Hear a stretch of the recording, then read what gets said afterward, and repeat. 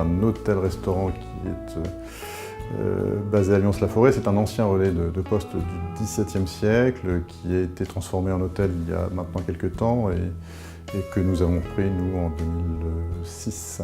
Nous avons recréé une opération de restauration qui n'existait plus, une restauration gastronomique puisque le lieu le vaut largement. Et puis nous avons construit un ensemble mixte, si j'osais, à vocation séminaire, donc tourisme d'affaires et à vocation ressourcement, bien-être, etc.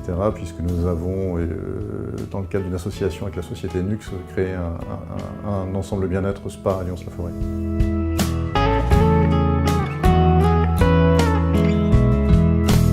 On a une clientèle profilée 4 étoiles, établissement de 4 étoiles pour la licorne, et puis son pendant qui est le Grand Cerf en 3 étoiles, mais hôtellerie de charme également. C'est une clientèle parisienne pour l'essentiel, en tout cas pour le week-end. C'est une clientèle étrangère également en saison, avec une fréquentation assez assidue de la clientèle britannique, Benelux, un peu du sud de l'Europe, et puis de plus en plus d'horizons lointains, tels que la Chine, tels que le Japon.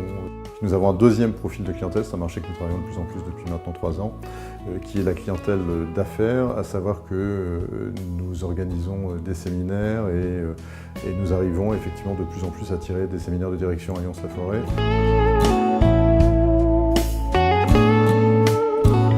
Les hôtels sont certes une aventure, mais Lyons, au-delà des hôtels, raconte une aventure beaucoup plus ancienne, beaucoup plus vaste. Donc je dirais que à la limite, c'est un hôtel qui est hors de ses murs, c'est un hôtel qui est dans le village. Le village en lui-même est presque l'hôtel, si j'ose dire.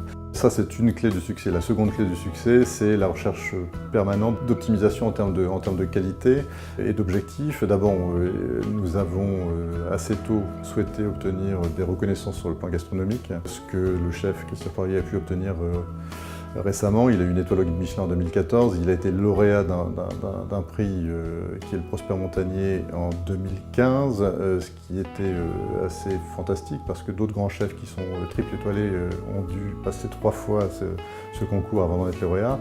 Et nous sommes à la recherche permanente d'innovation, d'une certaine qualité, etc.